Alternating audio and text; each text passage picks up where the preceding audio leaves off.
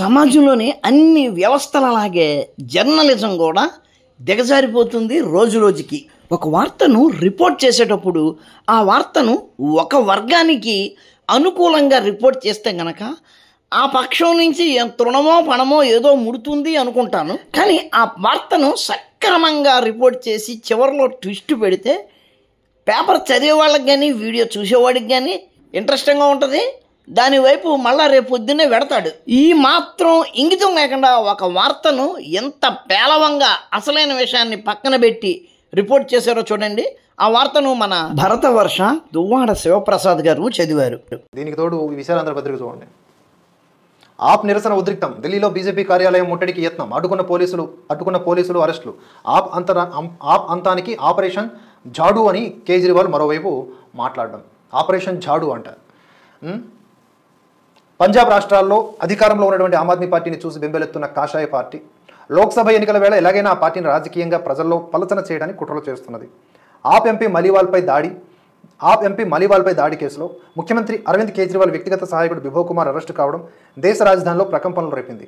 BJP బరితెగింపుతో తీవ్ర ఆగ్రహానికి గురైన ఢిల్లీ ముఖ్యమంత్రి అరవింద్ కేజ్రీవాల్ బీజేపీ ఆఫీసుకు వస్తున్నా ఎంతమందిని జైల్లో వేస్తారో వేయండి అంటూ ప్రధాని మోదీకి సవాల్ విసరడం. అన్నట్లుగానే ఆదివారం పెద్ద సంఖ్యలో ఆప్ కార్యకర్తలు నాయకులతో కలిసి ఢిల్లీలోని బీజేపీ కార్యాలయం ముట్టడికి బయలుదేరడంతో ఆమ్ ఆద్మీ పార్టీ కార్యాలయం ఎదుట తీవ్ర ఉద్రిక్త పరిస్థితి ఏర్పడింది. బీజేపీ కేంద్ర కార్యాలయానికి ర్యాలీగా వెళ్లేందుకు యత్నించినటువంటి కేజ్రీవాల్ ఆప్ నాయకులు కార్యకర్తలను పోలీసులు అడ్డుకున్నారు. పదప్రయోగం చూడండి. బీజేపీ బరితెగింపట. లోక్సభ ఎన్నికల సమయంలో ఆ పార్టీని పలచన చేయడానికి కుట్రలు పన్నుతుందట. బీజేపీ కుట్ర పన్నుతుందా? వాళ్ళ పార్టీ మహిళా ఎంపీని కొట్టమని బీజేపీ చెప్పిందా వాళ్ళకి? అది సరే, పెద్ద సంఖ్యలో ర్యాలీయా? ఆ ర్యాలీలో సుమారుగా 500 మంది పాల్గొన్నారు. అందులో 250 మంది పోలీసులు. మిగిలిన వాళ్ళల్లో రిపోర్టర్లు, కెమెరామ్యాన్లు 100 మంది, 150 మంది ఏమో ఆప్ సపోర్టర్స్. అది కూడా అరవింద్ కేజ్రీవాల్, సంజయ్ సింగ్, రాఘవ్ చద్దా ఇలాంటి వాళ్ళందరూ కలుపుకుని. ఆ మాత్రం జనం మా రాజమండ్రి దేవీ చౌక్ సెంటర్లో ఒక్క విజిల్ వేస్తే అరగంటలో చేరుకుంటారు. ఇందులో ట్విస్టింగ్ పాయింట్, టర్నింగ్ పాయింట్ ఏంటంటే ఆ పేపర్లో అది రిపోర్ట్ చేయలేదు. ఈ ర్యాలీ జరుగుతూ ఉండగానే మన సీఎం కేజ్రీవాల్ గారి ఇంట్లో పోలీసులు సోదాలు చేస్తున్నారు అన్న విషయం రావడంతో ఈ ర్యాలీని గబగబా ముగించుకుని ఆయన ఇంటికి వెళ్ళిపోయారు.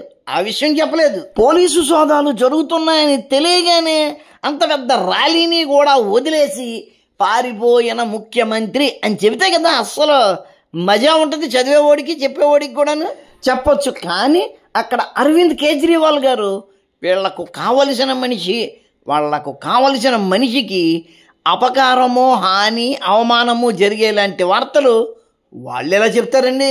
మనకు మనంగానే ఎదుటివాడు చెప్తున్న వార్తను ఎనలైజ్ చేసుకుని వాడు ఆ వార్తను అట్లా ఎందుకు చెప్తున్నాడు, అంతర్లీనంగా వాడు ఏమి చెబుతున్నాడు, వాడు ఏమి ఆశించి ఆ విషయం చెప్తున్నాడు అన్న విషయాన్ని మనం గ్రహించాలి. అట్లా గ్రహిస్తేనే అసలు విషయం మనకు తెలుస్తుంది.